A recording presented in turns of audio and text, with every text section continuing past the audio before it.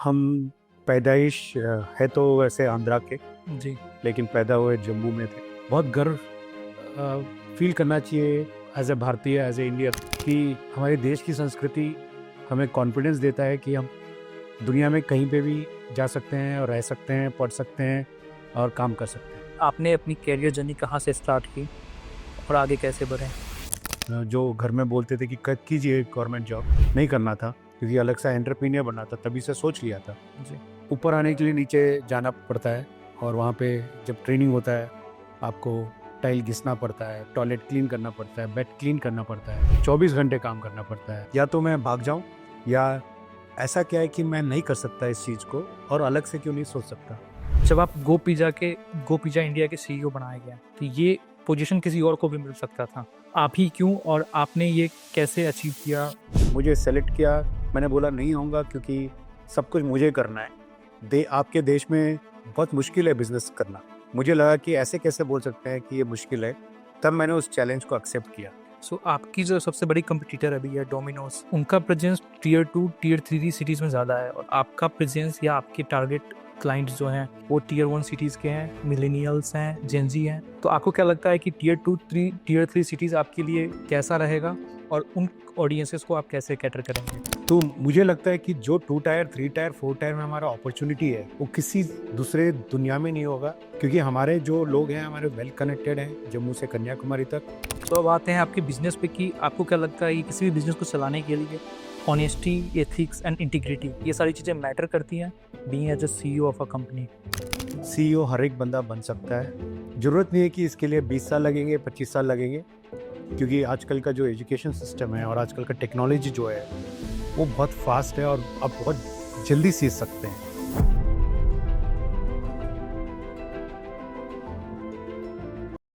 आज के पॉडकास्ट में हमारे साथ एक ऐसे इंसान हैं जो कि इंडिया में फूड इंडस्ट्री को बिल्कुल डिसरप्ट कर रहे हैं। उनका नाम है mister Mahesh Reddy, CEO of go pizza India. एक ब्रांड जो कि एक छोटे से फूड ट्रक से साउथ कोरिया में स्टार्ट हुआ था, बन चुका है एक global sensation with 1200 plus outlets across the globe and 75 plus outlets in India, and by year and it will touch 100 outlets. यह एक केस स्टडी है जहां फूड, टेक और बिजनेस एक साथ मिलके एक रेवोल्यूशन क्रिएट कर रहे हैं। So let's welcome the man जो कि सिर्फ पिज्जा सर्व नहीं कर रहे हैं, बल्कि पूरे इंडिया के क्यूएसआर इंडस्ट्री को रीडिफाइन कर रहे हैं। बहुत बहुत धन्यवाद सर आपका कीमती समय निकालने के लिए। सो बेसिकली हम लोग स्टार्ट करेंगे कि आप कहाँ से बिलोंग करते हैं? धन्यवाद कृष्णा, हमें होस्ट करने के लिए। जी। हम हम पैदाइश है तो वैसे आंध्रा के, जी। लेकिन पैदा हुए जम्मू में थे, जी। क्योंकि पापा आर्मी में थे। तो जम्मू से लेके कन्याकुमारी तक पूरा पढ़ाई, पूरा देश घूम घूम के, आर्मी की वजह से सब जगह घूमे। जी। सो आप इसको कैसे लेते हैं, जो भी आप जितने भी स्टेट्स ट्रैवल किए? तो बहुत लोग इसको ऐसे भी लेते हैं कि मेरा पढ़ाई सही से नहीं हो पाया क्योंकि मेरे पापा का ट्रांसफ़र होते रहा। बहुत लोग इसको ऐसे भी लेते हैं कि मेरे बहुत सारे लोग बने या बहुत सारे कल्चर सीखने को मिले, और जो कि आगे चल के उनके लाइफ में एक अच्छा शेप देता है उनके लाइफ को। जब पढ़ाई कर रहा था, मैं यही सोच रहा था कि हर एक कक्षा में एक एक सिटी को घूमना पड़ेगा, जी। एक एक स्टेट को चेंज करना पड़ेगा। जी। तो ये मुझसे ज़्यादा मेरे पापा मम्मी के लिए प्रॉब्लम था, क्योंकि अ, हर साल ट्रांसफ़र होता था उनको। जी। पढ़ाई के समय तो सोचता था कि क्या हो रहा है ये, जबकि मैं दूसरे दोस्त लोग देखता हूँ जो प्राइवेट स्कूल में पढ़ते थे, जी। एक ही जगह रहते हैं और खुश हैं। जी। लेकिन जब पढ़ाई ख़त्म हुआ, अगर आज की आप मुझे बात करोगे आज के बारे में, जी। अगर मैं उस समय उतना घूमा नहीं होता, जी। पूरी पूरा पूरा देश नहीं घूमा होता, आज शायद मैं जिधर हूँ उधर नहीं हूँ पाता। और इसलिए मुझे एक और कला दी कि ये हमारे देश को घूमने के लिए नहीं, कि आगे पढ़ने के लिए भी दूसरे दूसरे देश में जाने के लिए और सोचने के लिए मुझे उत्साहित किया। तो मैं ये सोचता हूँ कि अगर कोई अ, पढ़ना चाहता है 1 से 10वीं कक्षा तक एक ही स्कूल में, कक्षा में, या एक ही कॉलेज में, उसको नहीं करना चाहिए। उसको दूसरे दूसरे शहर में दूसरे दूसरे लोगों से मिलके, दूसरे दूसरे छात्रों से मिलके सीखना चाहिए, क्योंकि तभी उनका कल्चर समझ में आएगा, तभी उनका लर्निंग समझ में आएगा, तभी उनकी भाषा समझ में आएगी। तो जैसे हम दूसरे देश में जाते हैं, वहाँ हमारे देश के एक दो लोग ही मिलेंगे हमारे कक्षा में, लेकिन वहाँ पे हर एक देश के अलग अलग लोग मिलेंगे। अगर हम हमारे देश में हम यहाँ हर एक शहर में हम लोग रह के मिल सकते हैं, तो आगे जाके हमें और आसान हो जाता है जब हम दूसरे देश वालों के साथ अडाप्ट कर सकते हैं। क्योंकि पढ़ाई सभी कर सकते हैं, लेकिन ये जो कल्चरल एक्सेप्टेंस होता है, ये बहुत आसान नहीं है। क्योंकि जब दूसरे देश के लोग होते हैं, उनकी तो वेश भाषा भूषा कुछ नहीं समझ में आता, कि वो लोग हम लोग बोल रहे हैं तो हंस रहे हैं या गुस्सा हैं, नहीं समझ में आता। तो ये हमें बहुत गर्व फील करना चाहिए एज ए भारतीय, एज ए इंडियन, कि हमारे देश की संस्कृति हमें कॉन्फिडेंस देता है कि हम दुनिया में कहीं पे भी जा सकते हैं और रह सकते हैं, पढ़ सकते हैं और काम कर सकते हैं। अब आपके प्रोफेशनल बैकग्राउंड पे आते हैं कि आपने अपनी कैरियर जर्नी कहाँ से स्टार्ट की और आगे कैसे बढ़े। जब हमारा कॉलेज हुआ था, जो होटल मैनेजमेंट कॉलेज किया था क्राइस्ट कॉलेज से, जी। तब ये एक प्रोफेशनल कोर्स था जो हमने शुरुआत की थी, और बहुत कम लोग इसमें पढ़ना चाहते थे। लेकिन मुझे कुछ अलग करना था, अलग सोचना था। मुझे वही इंजीनियरिंग और आईटी या रेगुलर डॉक्टर के सिवा कुछ अलग करना था अपनी फैमिली में। तो तब सोचा, एक पड़ोसी थे जो already Oberoi school of management से करके ओबराइज में काम करते थे। जैसे आप जानते हैं, 90s में गवर्नमेंट एम्प्लॉयज़ के जो सैलरीज होती थी बहुत कम होती थी। तब हमारा जीडीपी भी बहुत कम था। ऑफ कोर्स मुझे तब गवर्नमेंट जॉब करने का कुछ जो घर में बोलते थे कि कीजिए गवर्नमेंट जॉब, नहीं करना था, क्योंकि अलग सा एंटरप्रेन्योर बनना था, तभी से सोच लिया था। जी। तो ये जब हमारे पड़ोसी जो हमारी दोस्त हैं, वो उनको देखा ओबराय स्कूल में पढ़ रही हैं, शुरुआत में लगा कि ओबराय स्कूल ऑफ मैनेजमेंट में पढ़ना बहुत बड़ी बात है। ऑफ कोर्स ये टू पास होना भी बहुत बड़ी बात है। तो एक इच्छा थी कि किसी 5 स्टार होटल में काम करेंगे, कोट पहनेंगे, ब्लेजर पहनेंगे, not like regular like anybody else. तो वो एक इच्छा थी कि अलग से करने का, लेकिन पता नहीं था कि इतना मुश्किल था उस कोट और ब्लेजर के पीछे।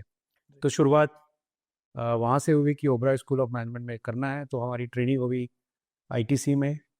तो तब भी सोचा था जब ट्रेनिंग कर रहे थे कि ये कहाँ आ गए हम लोग, क्योंकि अ, ऊपर आने के लिए नीचे जाना पड़ता है, और वहाँ पे जब ट्रेनिंग होता है आपको टाइल घिसना पड़ता है, टॉयलेट क्लीन करना पड़ता है, बेड क्लीन करना पड़ता है, आपको 24 घंटे काम करना पड़ता है। आपको कोई त्योहार नहीं है, कोई जन्मदिन नहीं है, कोई क्रिसमस नहीं है, कोई न्यू ईयर नहीं है, जबकि पूरी दुनिया ऐश कर रही होती है। आपको खड़े होके बस उनको देख सर्व करना पड़ता है। तो शुरुआत में बहुत मुश्किल लगा, समझ में नहीं आ रहा था ये क्या ज़िंदगी मैंने एक्सेप्ट की, ये सर्विस इंडस्ट्री जो मैंने एक्सेप्ट की। तब ऑफ कोर्स रिटेल और सर्विस इंडस्ट्री उतना बड़ा नहीं था, सोचा कहीं गलत तो नहीं कर दिया। लेकिन लेकिन ये एक मेंटर ने मुझे बताया, जब तक आप नीचे नहीं गिरोगे ऊपर नहीं आओगे, और जब तक आप पॉजिटिवली नहीं सोचोगे आगे नहीं बढ़ोगे।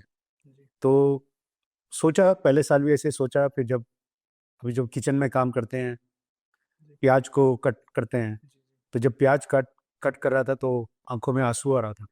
तो जब आंखों में आंसू आ रहा था, सोचा पापा मम्मी को फ़ोन करके बोल दूं कि मैं गलत कर दिया, आपने बोला था कुछ और पढ़ने को और ये पढ़ो। जी।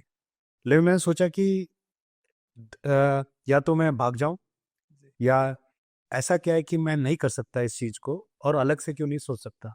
तो ये सोच वहीं से आई कि अ, न- ये नहीं कि एक पढ़ के कोई बड़ा होता है, ये होता है कि हर एक डिपार्टमेंट या हर एक कंपनी में या हर एक स्पोर्ट्स में या हर एक चीज़ में आप उसमें कितने अच्छे हो, उस पर डिपेंड होता है। तो मैंने सोचा, मैं शायद सचिन तेंदुलकर ना बन सका क्रिकेट में, जी। मैं शायद डॉक्टर नहीं बन सका, लेकिन इस फील्ड में मैं कुछ अलग से क्यों नहीं कर सकता मैं। तो वो सोच थी मेरी, वो शुरुआत थी मेरी, और वो पॉजिटिवनेस के, क्योंकि पता था कि जब तक नीचे नहीं जाऊंगा ऊपर नहीं आऊंगा। तो स्टार्टिंग में बहुत मुश्किल था, लेकिन उसको समझा मैं, उसको बिजनेस समझा, उसको मैनेजमेंट का रूप दिया, उसको एंटरप्रेन्योर का रूप सोचने लगा, एक विजन बनाया इस चीज़ को कि हाँ, मुझे इस एज में ये करना है। और उस हिसाब से लग रहा है कि 25 साल के बाद आज हम जिस मुकाम में पहुंचा हूँ मैं, अ, हर एक स्टेज को क्रॉस किया है मैंने, हर एक साल को मैंने क्रॉस किया है, हर एक साल को ऐसे नहीं क्रॉस किया कि एक और साल जाएगा, हर एक साल को मैंने अलग से सोचा और किया है। तो जब अगर आप पॉजिटिवली सोचेंगे कि आप भी अलग से कर सकते हैं जो भी चीज़ है, और पॉजिटिवली करेंगे, अ, भगवान ही नहीं, दोस्ती नहीं, मकसद ही नहीं, लक ही नहीं, सब कुछ आपके साथ, आपका कॉन्फिडेंस आपको आगे ले जाता है। सो वेरी रिसेंटली आपको आपका एडमिशन हुआ स्टैनफोर्ड यूनिवर्सिटी में, आपने मास्टर्स के लिए वहाँ से अप्लाई किया है। तो एक चीज़ मेरे को समझना है कि बहुत सारे लोग बोलते हैं कि अगर आप इतने अच्छे पोजीशन पर चले गए कि कुछ और भी लोग हैं जो कि सेम चीज़ कर रहे हैं, तो फिर उस एजुकेशन का क्या रिक्वायरमेंट है? क्या ये बहुत लोग सारे लोग बोलते हैं कि एक शो ऑफ है कि लोग इतना सारा पैसा कमाने के बाद, करोड़ों कंपनी चलाने के बाद और फिर जा रहे हैं मास्टर्स करने। तो इसमें क्या आपके अकॉर्डिंग क्या देखते हैं? आपका विजन क्या था कि आपने वहाँ से एडमिशन लिया, या फिर जस्ट एक शो ऑफ था? शुरुआत में मैं पढ़ना चाहता था। जी, जब पढ़ना चाहता था, पैसे नहीं थे। जी, पैसे नहीं थे यानी ये नहीं कि सेंट्रल गवर्नमेंट एम्प्लॉय के पास पैसे नहीं है, लेकिन जो फीसेस होते हैं प्राइवेट कॉलेज के वो बहुत ज़्यादा होते हैं। जी, फिर जब सोचा ठीक है, अभी नहीं कर सकता, थोड़ा काम कर लेता हूँ, फिर थोड़ा खुद कमा लूँगा और फिर पढ़ूंगा आगे। जी, वो किया मैंने। फिर जब मैंने वो किया, जब आप काम में बिजी हो जाते हो और आपका टारगेट्स अलग रहता है, आप पढ़ने के बारे में नहीं सोचते हो, लेकिन मैंने हरदम ये सोचा कि जब भी मुझसे हो सके, चाहे मैं 10 साल लगे, 20 साल लगे, 50 साल लगे, ये पढ़ाई का जो है कभी कभी स्टॉप नहीं करना। और उसका पढ़ाई के लिए कोई जरूरी नहीं है कि डिग्री है, जरूरी नहीं है कि अभी ख़त्म करना है, क्योंकि पढ़ाई को लर्निंग के जैसे लेना है। और मैंने उस लर्निंग की तरफ ही मैंने उसको सोचा। फिर जब थोड़ा पैसे कमाया, टाइम नहीं था। फिर जब तब टाइम था, मेरे जो पहले के बॉस थे, वो अलाउ नहीं कर रहे थे, क्योंकि उनको भी कंपनी बड़ा करना था। फिर जब फिर सोचा अब क्या करें। लेकिन अभी इस मुकाम में पहुंचा कि अगर अब नहीं करूँगा तो कब करूँगा, जब मैं खुद कंपनी चला रहा हूँ, खुद के पास टाइम है, खुद के पास पैसा है। हाँ, टाइम नहीं है, टाइम को मैनेज कर सकता हूँ। तो उस सोच के वजह से मैंने थोड़ा थोड़ा टाइम लिया, लेकिन जो मेरा लक्ष्य था कि मुझे आगे पढ़ना है, हार्वर्ड जाना है, स्टैनफोर्ड में पढ़ना है, उसको मैंने अभी मैंने उसको कंप्लीट किया। और ये मैं कभी नहीं बोलूँगा कि ये शो ऑफ के लिए है, क्योंकि पढ़ाई, नॉलेज किसी को शो ऑफ करके नहीं मिलता। और उससे आप दूसरों को हेल्प कर सकते हो, उससे आप सोच सकते हो अलग से, उससे आप सिखा सकते हो अलग से, उससे आप अ, इतने बड़े कंपटीशन में आप खुद पाँव में खड़े हो सकते हो। क्योंकि कंपटीशन जो चीज़ है वो सेम नहीं रहती, वो हर दिन, हर हफ्ते, हर साल चेंज होता है। तो हमें उसके हिसाब से चेंज होना है। जैसे एक समय था कि हम मोबाइल नहीं था, हमारे पास टेलीफोन था। एक समय था व्हाट्सअप नहीं था। एक समय था कि किसी को फ़ोन करना है या किसी को मैसेज भेजना है। मुझे अभी भी याद है, पापा अगर पाकिस्तान के वॉर में थे, टेलीग्राम भेजते थे कि वो अभी जिंदा है। आज का है कि अभी पता है कि कहाँ पे बॉम्ब डाल रहे हैं, कहाँ पे नहीं है। आज का टेक्नोलॉजी से जब पता चल जाता है कि कहाँ पे है। तो ये सब अगर हम समय के साथ अगर हम नहीं सीखेंगे तो हम पीछे पड़ जाएंगे। तो मेरी सभी से एक ही दरख्वास्त है, पढ़ाई का कभी आप ये मत सोचिए कि यही एक एज है या पैसे नहीं है। एक मुकाम आएगा कि आपके पास पैसा होगा, लेकिन उसको अपना जो भी लक्ष्य है उसको कंप्लीट कीजिए, क्योंकि आप उससे आगे बढ़ सकते हैं। ओके। सो जब आप गो पिज़्ज़ा इंडिया के सीईओ बनाए गए, तो ये पोजीशन किसी और को भी मिल सकता था। आप ही क्यों, और आपने ये कैसे अचीव किया जो कि आप बने? अ, एक था कि पहले कंपनी में जब मैंने 17 साल काम किया, डिफरेंट चेयरमैन से लेके, डिफरेंट डायरेक्टर से लेके, डिफरेंट सीईओ से लेके, डिफरेंट लोगों से लेके, डिफरेंट स्टेट्स में मैंने सीखा कि कैसे हर एक बंदा, हर एक डिजिग्नेशन, हर एक डिपार्टमेंट अलग से काम करता है और आगे सोचता है। लेकिन जो मेरे पहले में जो मेरे एंटरप्रेन्योर थे, उन्होंने मुझे सिखाया कि देश को आगे बढ़ाने के लिए एंटरप्रेन्योर देश नहीं हमें बढ़ाएगा, हमें देश को आगे बढ़ाना है। तो हमें सोचना भी वैसे ही है कि देश को आगे कैसे बढ़ाएंगे। लाइक एक एग्जांपल था कि अ, एक हाईवे में पहले मैंने एक आउटलेट खोला था, सभी ने बोला था कि ये कहाँ जंगल में खोला है। तब हाईवे का कॉन्सेप्ट ही नहीं था इंडिया में। लेकिन विजनरी ने मुझे समझाया कि हाईवे एक ऐसा होगा कि लोग बाहर जाएंगे, अपने कार में जाएंगे, अपने फैमिली के साथ जाएंगे, वो लोग रुकेंगे, पानी पिएंगे, लेकिन उनके लिए अच्छा जगह चाहिए। तो ये सोच, एक एग्जाम्पल मैं जो दे रहा हूँ कि वहाँ से आया कि आगे सोचो कि हम लोग कंट्री के लिए क्या कर सकते हैं जिससे कि हम आगे बढ़ सके। तो सीईओ बनना, एंटरप्रेन्योर बनना मेरा एम था, लक्ष्य था, जो किसी को भी मिल सकता था। लेकिन जो 17 साल का जो काम पहले कंपनी में किया, उस कंपनी ने मुझे नीचे से ऊपर तक सिखाया कि कैसे पीएनएल करते हैं, कैसे प्रॉफिट करते हैं, कैसे कस्टमर को संभालते हैं, कैसे कस्टमर को वापस बुलाते हैं, कैसे प्रोडक्ट ऑफरिंग कर सकते हैं, कैसे प्राइसिंग कर सकते हैं, जो इंडिया जो सेंसिटिव मार्केट है। इन सब चीज़ों का एक्सपीरियंस जब 17 साल एक ही कंपनी में था, अब लगा कि अब ऐसा क्या है कि मैं नहीं चला सकता, क्योंकि वो बड़ी कंपनी थी, अब मुझे स्टार्ट करना है आगे से। सो जब मैं शुरुआत में मुझे सेलेक्ट किया, मैंने बोला नहीं होऊंगा क्योंकि सब कुछ मुझे करना है, क्योंकि सब कुछ शुरुआत से करना है। लेकिन उन्होंने बोला कि आपके देश में बहुत मुश्किल है बिजनेस करना। जब उन्होंने बोला कि कोरियंस ने कि आपके देश में मुश्किल है करना, मुझे लगा कि ऐसे कैसे बोल सकते हैं कि ये मुश्किल है। तब मैंने उस चैलेंज को एक्सेप्ट किया। उस चैलेंज को मैंने बोला कि मैं करके दिखाता हूँ, हमारे देश में सब कुछ ईज ऑफ बिजनेस बहुत ईजी है। शुरुआत में जब मैं ज्वाइन हुआ तो मुझे लगा कि ये कहाँ आ गया, सेम एक और मुश्किल। इससे ज़्यादा किसी बड़ी कंपनी में जाओ, आराम से एक सेक्रेटरी रहेगा, सब रहेगा। सोचा या तो मैं भाग जाऊं या कुछ करो अलग से। या तो तीन मेरे पास राह थे, या तो अपने पैसे से कुछ करो, या किसी बड़ी कंपनी में आराम से रहो, या कोई जो आपके ऊपर इन्वेस्ट कर रहा है उसको आप सक्सेसफुल भी बना सकते हो। तो मैंने थर्ड ऑप्शन लिया, जो मुझे इन्वेस्ट करना चाहते थे हमारे देश पे और मेरे पे, और मैंने उस राह को मैंने पकड़ा कि मैं प्रूव कर सकता हूँ इस चीज़ को। तो जब कोरियंस आए, उनको मैंने अपने देश के बारे में बताया, अपने बारे में बताया। मैंने उनको बताया कि हमारे देश में इतने अपॉर्चुनिटीज़ हैं जो आपके देश में नहीं है। तो उनको ये सब जब मैंने उनको प्रेजेंटेशन दिया, वो कन्विंस हुए कि India is the right country और हमारा country is the next country which can take any brand to the next level. So that made me uh, to uh, to to get selected to join the company, not because the company was big, because they think that I will do something different. Okay, so आपकी जो सबसे बड़ी competitor अभी है Domino's, उनका presence tier 2 tier 3 cities में ज़्यादा है, और आपका प्रेजेंस या आपके टारगेट क्लाइंट्स जो हैं वो टीयर 1 सिटीज़ के हैं, मिलेनियल्स हैं, जेंजी हैं।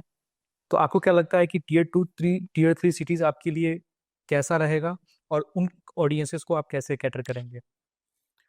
पहली बात, डोमिनोज को मैं कंपटीशन नहीं बोलूँगा, मैं उनको हमारे गुरु बोलूँगा, क्योंकि बहुत कुछ सीखना होता है बड़ी कंपनी से, क्योंकि उन्होंने 25 साल लगाया इस मुकाम में पहुंचने के लिए। जी। उनका एक्सपीरियंस, उनका लर्निंग ऑफ 25 साल, मुझे सिर्फ 5 साल चाहिए। मुझे मुझे फिर से 25 साल नहीं चाहिए, क्योंकि उन्होंने हमारे कस्टमर्स को सिखा दिया पिज़्ज़ा क्या होता है, कैसे खाना होता है, कैसा वेस्टर्न है।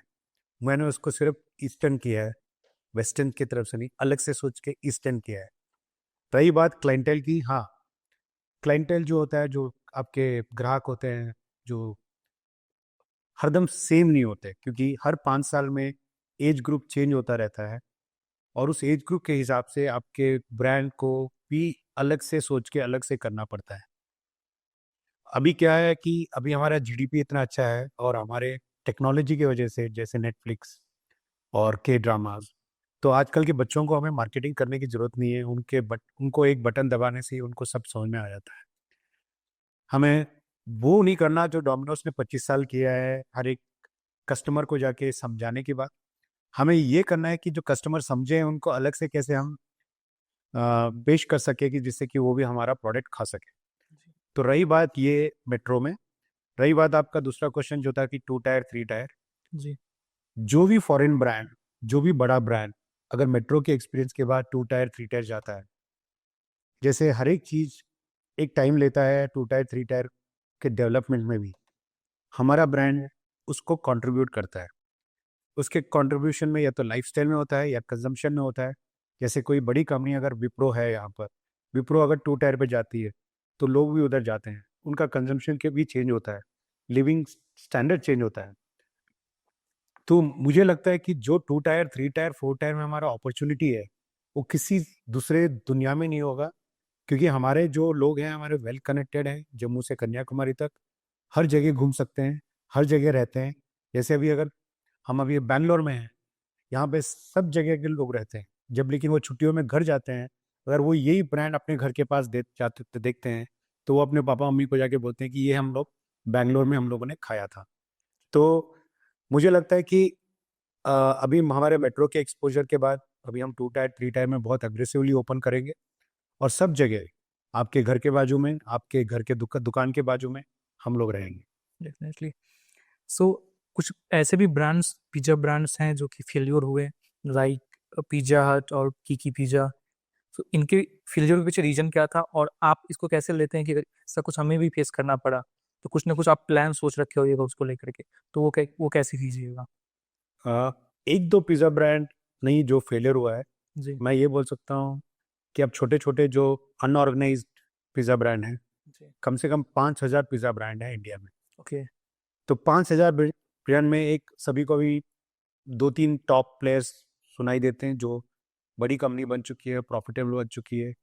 दूसरे लोगों ने स्टार्ट किया होता है, छोड़ देते हैं, क्योंकि ये एक दिन का काम नहीं होता, ये हर रोज का काम होता है, ये हर दिन हर रात का काम होता है।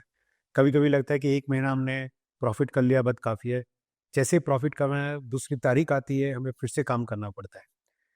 तो ये एक ब्यूटी है हमारे एफ&बी इंडस्ट्री का कि हर रोज वो पैशन चाहिए, सेम एनर्जी लेवल चाहिए होता है, जो आजकल के एंटरप्रेन्योर में कभी कभी कमी लगती है, जब वो लोग छोड़ देते हैं कि हम लोग नहीं कर पाते क्योंकि बाहर से दिखने में एफ&बी इंडस्ट्री बहुत अच्छा दिखता है, लेकिन जब दिन रात आपको हर एक काम करना पड़ता है ओनरशिप लेकर, तब थोड़ा टाइम लगता है। तो रही बात दूसरे ब्रांड्स का, हर एक ब्रांड की अपनी अपनी स्ट्रेंथ है, अपनी अपनी वीकनेस है। तो मैं दूसरे ब्रांड क्यों नहीं सक्सेस हुआ के बदले मैं उनसे सीखूंगा कि मुझे क्या नहीं करना गलत जो उन्होंने किया है और क्या अलग से करना है जो उन्होंने नहीं किया। तो मेरी सोच अलग है, क्योंकि मैं सोचता हूँ कि जो भी कंपनी, जो भी सेक्टर है, अगर वो हम पे टेक्नोलॉजी और इनोवेशन दोनों चीज़ को साथ में लेके नहीं चलेंगे, अगर आज अच्छा कर सकते हैं कल अच्छा नहीं कर पाएंगे। तो ये दोनों चीज़ हर एक कंपनी के लिए ज़रूरत होता है।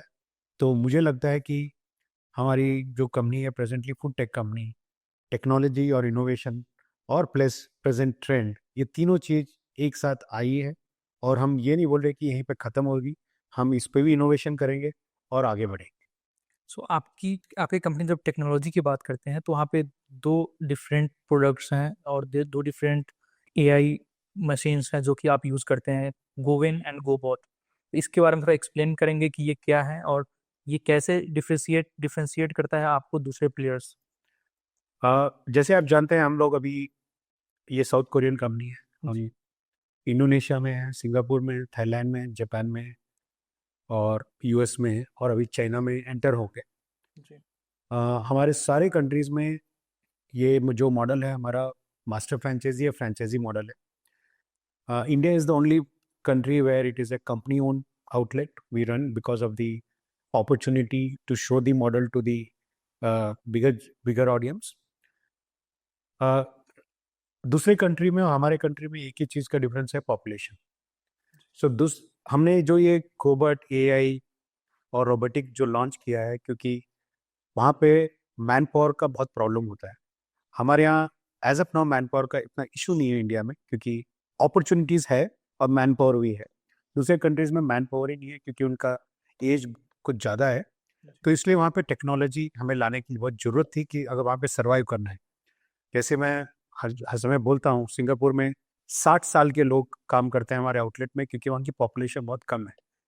लेकिन जब 60 साल के लोग मिल रहे हैं, अगर आप टेक्नोलॉजी नहीं डालोगे, सिस्टम नहीं बनाओगे, तो कल बहुत मुश्किल हो जाएगा, क्योंकि कल 60 साल वाले 70 बन जाएंगे और उस कंट्री में फिर हमें बंद करना पड़ेगा। तो ये जो चीज़ है, हमने सब जगह लॉन्च कर दिया है।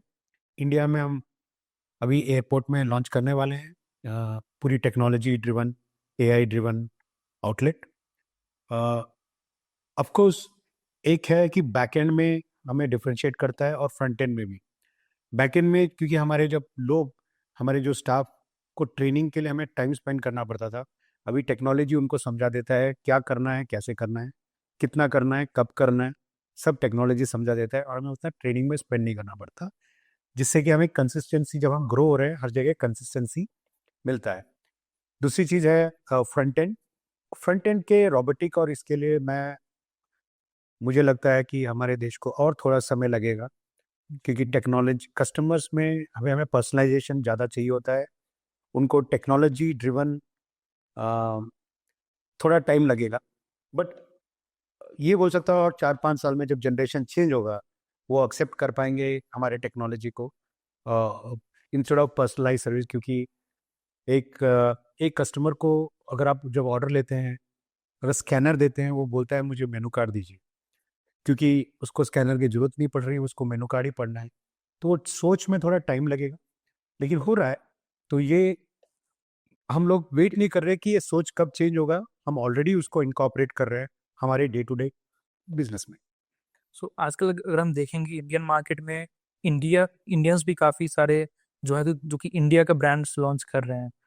तो आपको क्या लगता है एफएमसीजी मार्केट में ऐसे कौन से इंडियन फूड्स है जिसको लेकर के ब्रांड बनाया जा सकता है और जिसका स्कोप है इवन इंटरनेशनल मार्केट में?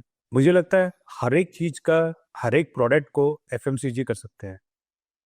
एक समय था कि कभी सोचा नहीं था कि डोसा, इडली एफएमसीजी में हो सकता है, और आपने बहुत सारे कंपनीज देख लिए ऑलरेडी।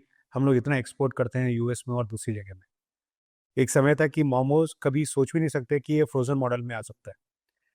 तो वैसे ही प्रोडक्ट हैं, जैसे मुझे लगता है कि चावल से लेके, चटनी से लेके, मोमोज से लेके, पिज्ज़ा से लेके, या दूसरे कल्चर्स में जो सुशी है, या उनके सॉसेस हैं, या उनके क्रैब मीट है, उनके सी फूड है, हर एक प्रोडक्ट को अपॉर्चुनिटी है बी टू बी बिजनेस करने के लिए, एफएमसीजी करने के लिए।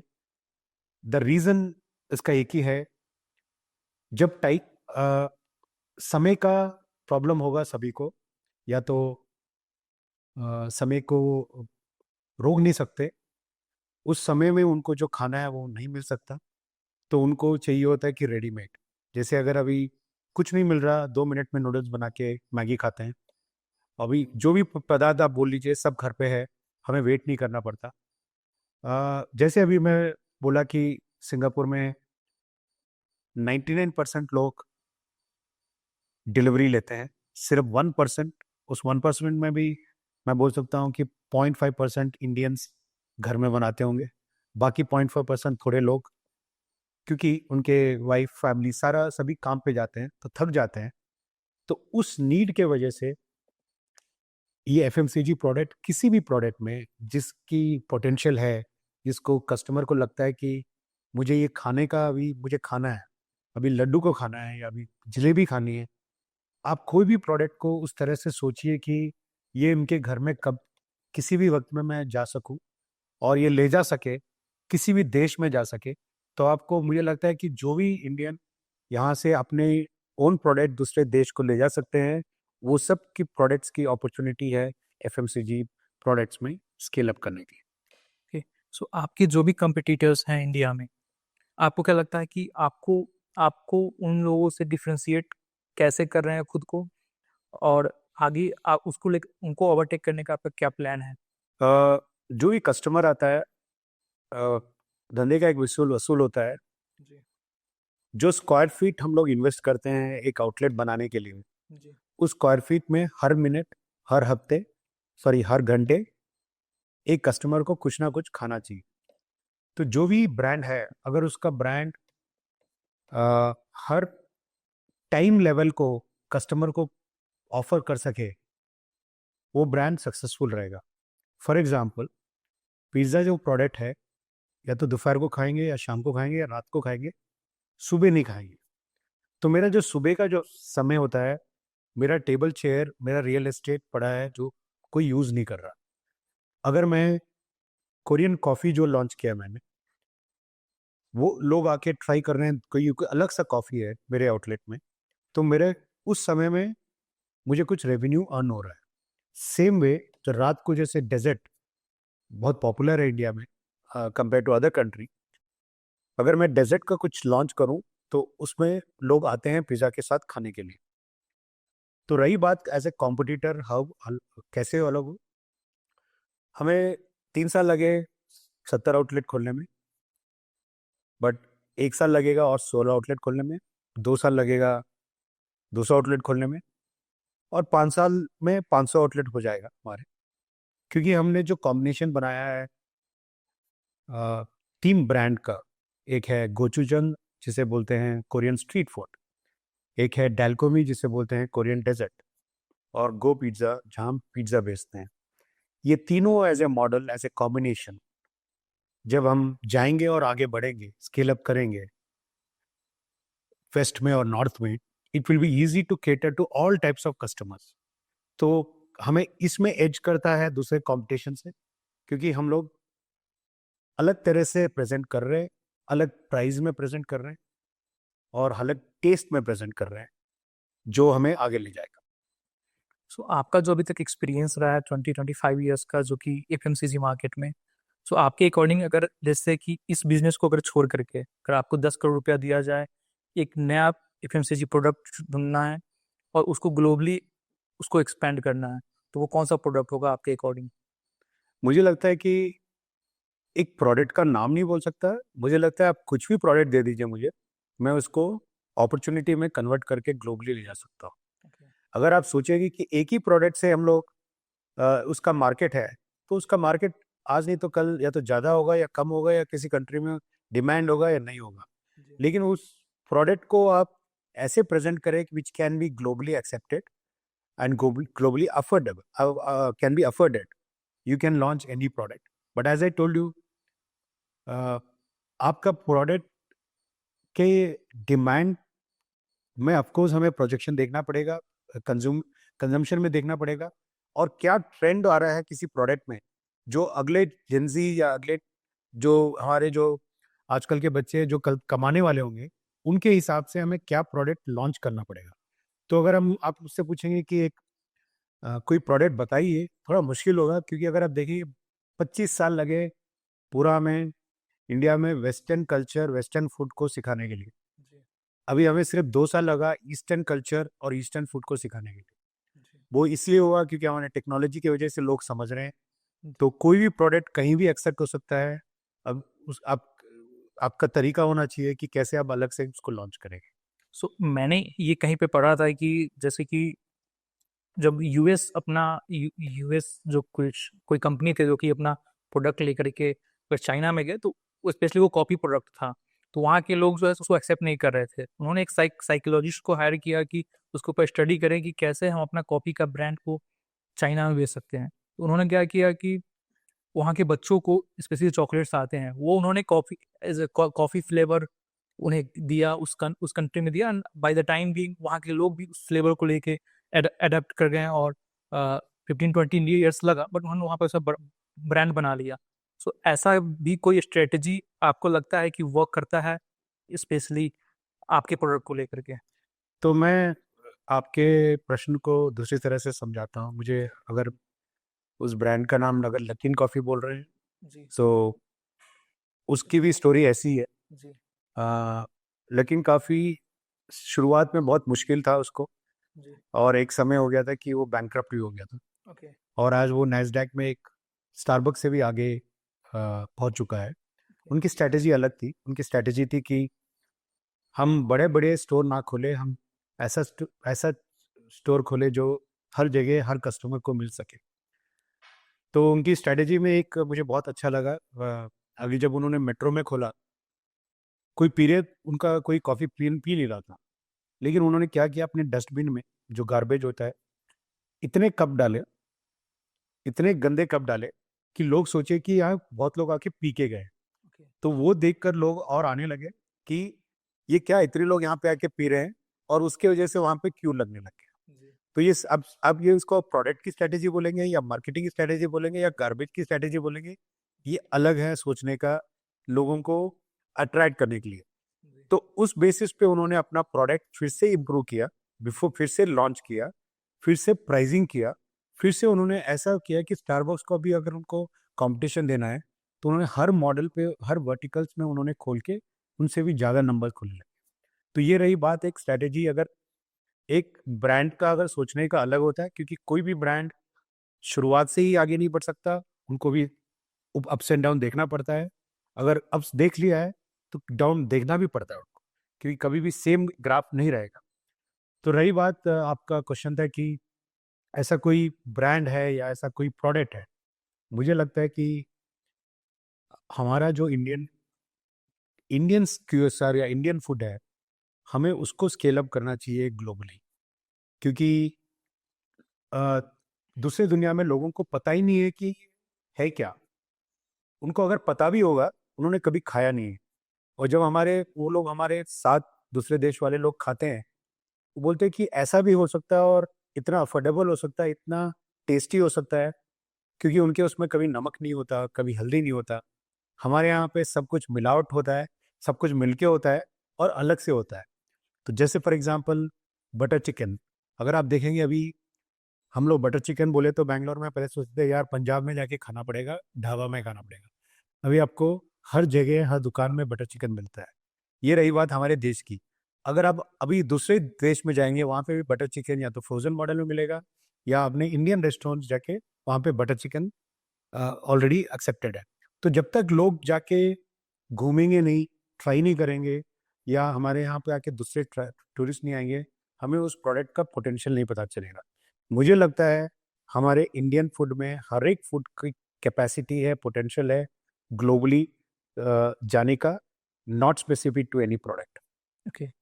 सो अब आते हैं आपके बिजनेस पे कि आपको क्या लगता है कि किसी भी बिजनेस को चलाने के लिए ऑनेस्टी, एथिक्स एंड इंटीग्रिटी, ये सारी चीज़ें मैटर करती हैं being as a CEO of a company?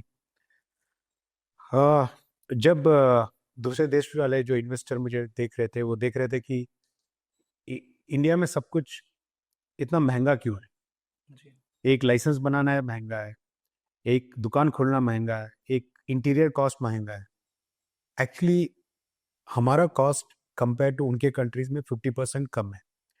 तो मैंने उनको जो भी शुरुआत की, उनको ये दिखाया जो कॉस्ट उनका है और हमारा है, इतना कम है, और ईज ऑफ बिजनेस ईजी है अगर आप राइट पीपल को आप डालते हैं। As a CEO, if you don't think like you are a owner of the company, and if you think you are a CEO of the company, then you will not succeed as an entrepreneur of the company. मैं सोचता हूँ कि मेरे पुरानी company में भी या अभी भी डिजिग्नेशन अलग था, लेकिन मैंने ओनरशिप पे बनाया, और अभी भी सोचता हूँ मैं ही ओनर हूँ इस कंपनी का। और उस हिसाब से मुझे लगता है जब ओनर आप समझते हो, एथिक्स, इंटीग्रिटी सब आपके अंदर ऑटोमेटिकली रहता है, क्योंकि आप उस चीज़ के ओनर हो। उसी हिसाब से आप अपना कंपनी चलाना चाहते हो, उसी हिसाब से आप अपने एम्प्लॉयज़ को भी बोल रहे हो कि आप लोग भी ओनर हो, तो वो लोग भी वही चीज़ करते हैं। ओके। सो आप एज अ सीईओ काफ़ी सारे डिफरेंट सीईओ से भी मिले होंगे, काफ़ी सारे डिफरेंट कंपनीज के ओनर से भी मिले होंगे। कोई एक कॉमन चीज़ जो कि आपको हर एक लोगों में दिखा होगा, हर एक सक्सेसफुल लोग, जो कि आप बताना चाहें? एक समय था अगर सीईओ बनना था कि 60 साल लग जाते थे। जी। जब तक 60 साल नहीं होगा, कहीं किसी कंपनी के जीएम नहीं बन पाएंगे या सीईओ नहीं बन पाएंगे। मुझे लगता है आजकल के जनरेशन में 30 to 35 या 30 to 40 ईयर्स में एवरेज एज में सीईओ बन सकते हैं।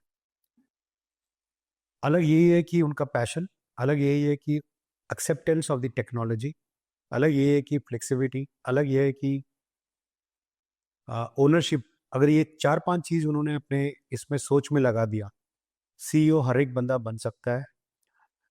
ज़रूरत नहीं है कि इसके लिए 20 साल लगेंगे, 25 साल लगेंगे, क्योंकि आजकल का जो एजुकेशन सिस्टम है और आजकल का टेक्नोलॉजी जो है वो बहुत फास्ट है और आप बहुत जल्दी सीख सकते हैं। तो तभी अगर आप देखोगे कि जो कॉमन चीज़ मैं मुझे लग रहा है जिन भी सीईओ से मिल रहा हूँ वो सब या तो मुझसे छोटे हैं या मुझसे कम एक्सपीरियंस के हैं। अगर मुझसे बड़े भी हैं, वो एज में मैं उनको रेस्पेक्ट करता हूँ, पॉसिबली उनको उतना अपॉर्चुनिटी नहीं मिला था। तो मुझे लगता है कि कॉमन चीज़ है कि आजकल सीईओ, अगर आपके पास ओनरशिप का पैशन है तो आप हर एक बंदा सीईओ बन सकता है। ओके, सो अगर आपको फिर से आपकी यंग एज में ले जाया गया जैसे 25 और 20, तो ऐसी कौन सी मिस्टेक्स है जो कि अपने लाइफ में आप दोबारा नहीं दोहराना चाहेंगे? अगर मुझे यंग एज में ले जाएंगे, जो आज का भारत है, मुझे ये भारत अगर मुझे 15 साल पहले दे देते तो मैं आज शायद मैं बोलो तो 20 कंट्रीज़ में एक्सपैंड कर सकता हूँ, क्योंकि 15 साल पहले इतने अपॉर्चुनिटी नहीं थे, इतने लोग, इतना टेक्नोलॉजी ड्रिवन नहीं था। मैं बस यही सोचता हूँ मैं और यही बोलता हूँ, जितना अपॉर्चुनिटी आज है उतना हमें नहीं था। Opportunity, India is about opportunity. बस grab the opportunity and I would, अगर मुझे टाइम को चेंज करोगे, ये अपॉर्चुनिटी दे दीजिए, मैं और अलग तरह का सीईओ बन जाऊँ। ओके, एनी एडवाइस जो कि आप यंग एंटरप्रेन्योर्स को देना चाहते हैं एज पर योर एक्सपीरियंस जो कि आपका अभी दिख रहा है? सभी के लिए यही है कि लाइफ कभी भी इजी नहीं है, जो दिखता है वो वैसा नहीं होता। माना कोट, ब्लेजर, टाई, ये सब ऊपर चीज पहनने की चीज है, इसके अंदर बहुत गर्मी है। तो आपको ये सोचना है कि जब तक आप मुश्किल मेहनत नहीं करोगे, जब तक आप मुश्किल और डिफरेंट चैलेंजेस एक्सेप्ट नहीं करोगे, आपको विनिंग पोजीशन नहीं मिलने वाला। जैसे कि अगर 100 मीटर रनिंग रेस में अगर 5 लोग भागते हैं, इसका मतलब ये नहीं कि पांचों ने मेहनत नहीं किया, सभी ने मेहनत किया होता है, लेकिन जीतता एक ही आदमी है। वो आदमी इसलिए जीतता है क्योंकि वो उन चारों से कुछ अलग है, कुछ अलग से ज़्यादा मेहनत किया है। ये नहीं कि बाकी चारों को भागना नहीं आता, सभी को भागना आता है। तो यही है लाइफ हमारा, कि हम सोचते हैं यही लाइफ है, इतना ही है, नहीं है, आगे बढ़ना है और करना है।